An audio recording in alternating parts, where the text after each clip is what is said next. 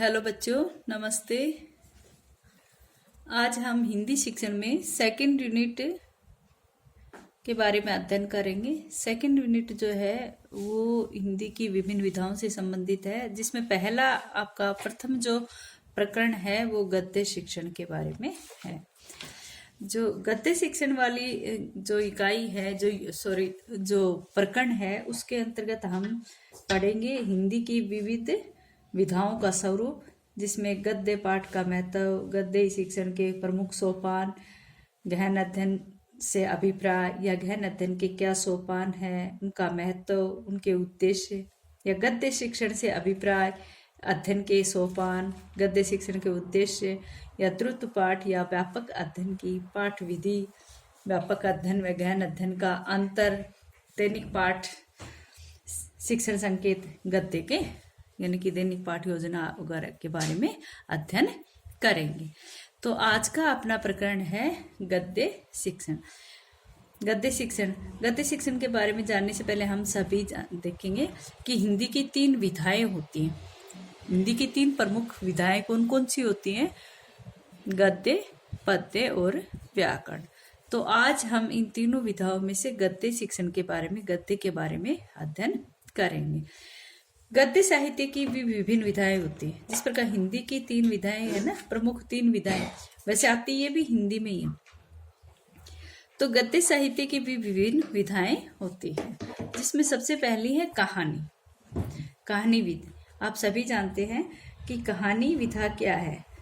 जो आधुनिक कहानी का, जो आज के समय में जो आधुनिक कहानी आती है, उन सब का उद्देश्य है कि मानव जीवन से संबंधित किसी मार्मिक घटना को प्रस्तुत करना। मानव जीवन से संबंधित किसी मार्मिक घटना को प्रस्तुत करना और उसके माध्यम से लोगों का मनोरंजन करवाना।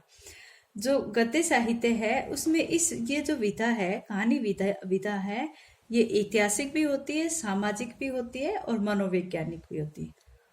ठीक है।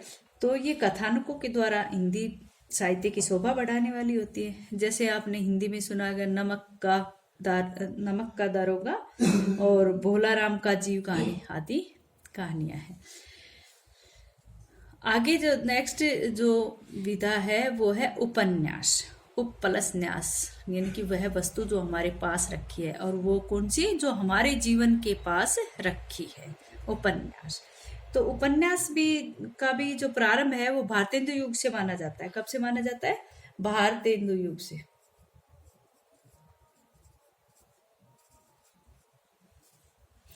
भारतेंदु युग से उपन्यास का प्रारंभ माना जाता है। आजकल के जो उपन्यास हैं उनमें सामूहिक और शाश्वत समस्याओं का चित्रण किया जाता है। सामूहिक और शाश्वत समस्याओं का चित्रण किया जाता है। इस तरह के जो उपन्यास हैं, जैसे गोदान है, कर्मभूमि है, किसके हैं? मुंशी प्रेमचंद जी के। ये उपन्यास की विधा के अंतर्गत आते हैं। नेक्स्ट जो है वो है नाटक एवं एकांकी। नाटक एवं एकांकी। आप सभी जानते हैं कि नाटक जो होता है वो संपूर्ण घटनाओं का एक मंच के माध्यम से चित्रण करता है। संपूर्ण घटनाओं का एक मंच के माध्यम से चित्रण करता है कौन? नाटक। लेकिन एकांकी क्या है? एकांकी जो है वो जीवन की किसी एक घटना विशेष का ही वर्णन करता है। ठीक है भाई। नाटक जो है वो तो संपूर्ण पूरी कथा का यानी कि मंच पर संचालन करता है, और ये भी मंच पर ही होता है, लेकिन ये उस जीवन से किसी एक पहलू से संबंधित होती है, इसलिए इसको एकांकी कहा जाता है, नाटक या एकांकी। लेकिन इसका भी रंगमंच पर ही इसका चित्रण किया जाता है। नेक्स्ट है निबंध। निबंध क्या होता है? निबंध उस रचना को कहते हैं जो एक सीमित आकार के भीतर किसी विषय का वर्णन करती है। एक सीमित आकार के अंतर्गत किसी विषय का वर्णन करता है, और वो उस प्रकार का वर्णन करता है कि जो बहुत ही स्वच्छंदता से या किसी विषय से दूसरे विषय से संबंधितता से जुड़ी हुई होती है। ठीक है। आजकल जो विवेचनात्मक या गवेषणात्मक कौन से होते हैं? जिसकी गणना की जाए, जिसमें गवेषणात्मक खोज की जाए, तथा भावात्मक इस तरह के निबंध लिखे जाते हैं। कौन कौन से? विवेचनात्मक या गवेषणात्मक या फिर भावात्मक, ऐसे निबंध लिखे जाते हैं। जैसे कौन कौन से निबंध है? जैसे चिंतामणि है, चिंतामणि किसका है? आचार्य रामचंद्र शुक्ल का है। समाज और धर्म है, ये है आचार्य प्रसाद द्विवेदी का। तो इस तरह के ये निबंध। नेक्स्ट है इसमें जीवनी। जीवनी, तो जीवनी क्या होती है? किसी व्यक्ति का व्यक्तिगत परिस्थितियों के बीच चित्रण जीवनी कहलाता है। किसी व्यक्ति का उसकी व्यक्तिगत परिस्थितियों के मध्य चित्रण करना जीवनी कहलाती है। और जीवनी दो प्रकार की होती है। एक तो होती है आत्मकथा के रूप में, आत्मकथा के रूप में जिसमें व्यक्ति स्वयं अपना चित्रण करता है, अपने जीवन की परिस्थितियों को लिखता है, ठीक है। और एक होता है, एक जीवनी होती है किसी अन्य व्यक्ति के द्वारा, किसी दूसरे व्यक्ति के द्वारा जो लिखी जाती है। किसी व्यक्ति विशेष की जीवनी, किसी व्यक्ति विशेष से संबंधित जो जीवनी होती है वो कोई दूसरा लिखता है, और कई बार जीवनी व्यक्ति स्वयं लिखता है, ठीक। नेक्स्ट है संस्मरण। संस्मरण क्या होता है? ये मतलब कि स्मरण पर आधारित हो, यादों पर आधारित होता है। संस्मरण ये एक प्रकार की जीवनी का ही रूप है। ये भी एक प्रकार की जीवनी का ही रूप होता है, ठीक है। तो जिसमें व्यक्ति अपने जीवन के अनुभवों और खंडों को वर्णन करता है, अपने जीवन के अनुभव और खंडों का व्यक्त करता है, जो ज्ञातों में होते हैं, उनसे जो पीछे बीते हुए पल, ठीक है। तो वो जैसे घीस एक संस्मरण ही है, घीस, ठीक है, घीस संस्मरण। नेक्स्ट है रिपोर्टाज। ये अंग्रेजी का जो रिपोर्ट शब्द है उससे बना है। इसमें रिपोर्टाज मतलब कि रिपोर्ट से बना, अंग्रेजी के रिपोर्ट शब्द से। रिपोर्ट का मतलब क्या है? जो आंखों देखा हाल होता है ना, यानी कि किसी घटना विशेष के बारे में लेखक अपनी आंखों देखी बातों का वर्णन करता है। ये उन घटनाओं का प्रत्यक्षदर्शी वर्णन जो करता है वो रिपोर्टाज होता है, रिपोर्ट से बना हुआ है, ठीक है। नेक्स्ट है रेखा चित्र। रेखा चित्र किसी घटना या दृश्य का लेखनी की सहायता से शब्द चित्र बनाना। शब्द यानी कि इस तरह का वर्णन करना कि उन शब्दों के माध्यम से ही चित्र दिखाई देता हो। ये भी निबंध या कहानी की तरह मिला जुला रूप है, ठीक है, जिसमें लेखक शब्दों के माध्यम से अपने जीवन के अनुभवों को सजीव कर देता है। रेखा चित्र उसी को कहते हैं, शब्दों के माध्यम से एक प्रकार से चित्र सा खींच देता है, ठीक है। नेक्स्ट है समालोचना। समालोचना क्या होती है?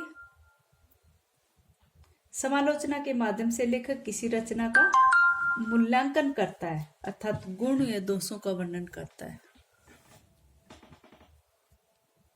समालोचना क्या होती है? इसके माध्यम से लेखक जो है किसी रचना का मूल्यांकन करता है, और मूल्यांकन में वो अच्छाई भी देखता है और बुराई भी देखता है, यानी कि गुण और दोष दोनों को ही देखता है। गुण व दोष दोनों को ही देखता है, ठीक है। आगे है गद्य काव्य। गद्य काव्य क्या होता है? ये जो विधा होती है, गद्य काव्य की जो विधा होती है, उसकी एक विशेषता होती है कि जब भावावेश में कोई गद्य की रचना हो जाती है, जब भावावेश में कोई गद्य की रचना हो जाती है तो वह सरस व काव्यात्मक हो उठती है। भावावेश में अगर वैसे तो काव्य जो है ये पद्य का पार्ट है, लेकिन अगर कोई व्यक्ति भावावेश में कुछ रचना लिख जाता है तो वो बड़ी ही सरस होती है और बड़ी ही काव्यात्मक हो जाती है। सरस या काव्यात्मक होती है, जब भावावेश में होता है तो वो क्या होती है? वो गद्य काव्य कहलाता है। विभिन्न प्रकार के जो संवाद वगैरह होते हैं वो इसी के अंतर्गत आते हैं, जैसे दिनों का प्रेम या नींव की ईंट, ये गद्य काव्य है। नेक्स्ट है बाल साहित्य क्या होता है? जो चित्र में कहानियां होती है वो बालकों के लिए होती है, और वो बालोपयोगी साहित्य के रूप में जो चित्र में कहानियां जो होती है वो बाल साहित्य के अंतर्गत आती हैं, ठीक है। तो इस प्रकार से ये गद्य साहित्य की विभिन्न विधाएं थी।